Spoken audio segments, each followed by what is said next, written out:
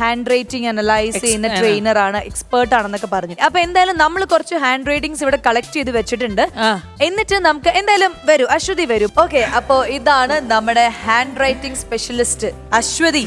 അപ്പോൾ നമുക്ക് എല്ലാവർക്കും പുതുമയായിട്ടുള്ള ഒരു കാര്യമാണ്, പ്രേക്ഷകർക്ക് വേണ്ടിയിട്ട് ഞങ്ങൾക്ക് എല്ലാവർക്കും വേണ്ടിയിട്ട് എന്തൊക്കെയാണ് കാര്യങ്ങൾ എന്ന് പറഞ്ഞു തരണം. ഓക്കെ, കുറച്ച് പേരുടെ ഹാൻഡ് റൈറ്റിംഗ്സ് ആണ് ഈ കാർഡിലുള്ളത്.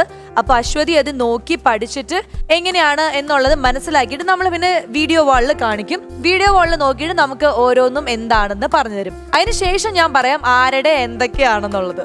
ഓക്കെ, അപ്പൊ എല്ലാവരും കരുതിയിരുന്നോ, ഇന്ന് പല കള്ളങ്ങളും പൊളിയാൻ പോവുകയാണ്.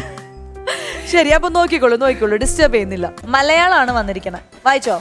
അമ്മയാണ് എന്റെ ശക്തി. മലയാളം അത്രയ്ക്ക് പറ്റില്ല, എന്നാലും എന്തെങ്കിലും ഷാർപ്പാണെന്ന് തോന്നുന്നു. കാര്യങ്ങൾ ചെയ്യുന്ന ഒരു കാര്യം ചെയ്യാൻ വേണ്ടി, ഒരു കാര്യം ചെയ്യാൻ ഇറങ്ങിയാൽ അത് സാധിക്കും. ആളുടെ കാര്യത്തിൽ ഭയങ്കര ഓരോ കാര്യം ചെയ്യാനും ഷാർപ്പാണ്. ഓ അങ്ങനെ, ശരി. പിന്നെ വേറെന്തെങ്കിലും ഉണ്ടോ? എൻത്യൂസിയാസ്റ്റിക് ആണ്, ഫോർവേഡ് തിങ്കിങ് ആണ്, എൻത്യൂസിയാസ്റ്റിക് ആണ്. എന്താ ഓക്കെ, മലയാളം ആയതുകൊണ്ട് ഈ മൂന്നെണ്ണം പറയാൻ പറ്റുള്ളൂ. അങ്ങനെ എല്ലാ കാര്യത്തിലും മിടുക്കിയായിട്ടുള്ള ഒരാള് നമ്മുടെ ഈ കൂട്ടത്തിലുണ്ട്. ആരാ ശ്വേതാജി? ആരാ പറ. എനിക്കറിയാതെ സ്വന്തം ഞാൻ തന്നെ.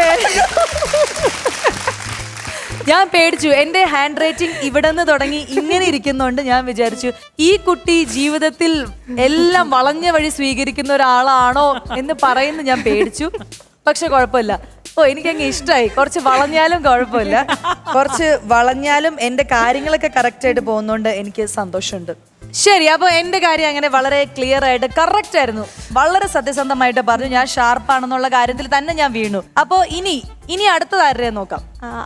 ആള് ടെൻഷൻ ഉള്ള ഒരാളാണെന്ന് തോന്നുന്നു. ടെൻഷൻ ഉള്ള ഒരാളാണ്.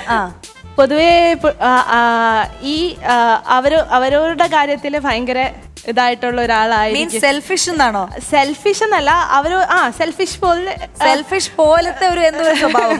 സ്വന്തം കാര്യത്തിൽ തീരുമാനങ്ങൾ എടുക്കാനും അല്ലെങ്കിൽ സ്വന്തം കാര്യം കറക്റ്റ് ആയിട്ട് ചെയ്യാനും അതെ, ഇങ്ങനെ ഭയങ്കര ഇഷ്ടമുള്ള ആള്, അല്ലെങ്കിൽ അതിൽ കറക്റ്റ് ആയിരിക്കണം എന്ന് ചിന്തിക്കുന്ന ആള്. അതെ, അത് സെൽഫിഷ്. അങ്ങനെ എന്തെങ്കിലുമൊക്കെ. ഓക്കെ, ഇനി അടുത്ത വേറെ എന്തെങ്കിലും ഉണ്ടോ? ഇല്ല, അത്രേ ഉള്ളൂ. ഓക്കെ, അപ്പൊ കുറച്ച് ടെൻഷനുള്ള ആളാണ്. പിന്നെ സ്വന്തം കാര്യം സിന്ദാബാദ് എന്ന് ഇടയ്ക്ക് ചിന്തിക്കുന്ന ഒരാളാണ്. ഇങ്ങനെയൊക്കെ ചിന്തിച്ചിട്ടാണ് ഇവിടെ ഇരിക്കുന്ന കുട്ടി, അല്ലേ? നമ്മുടെ ശ്വേതാജിയാണ് ഇത് എഴുതിയത്.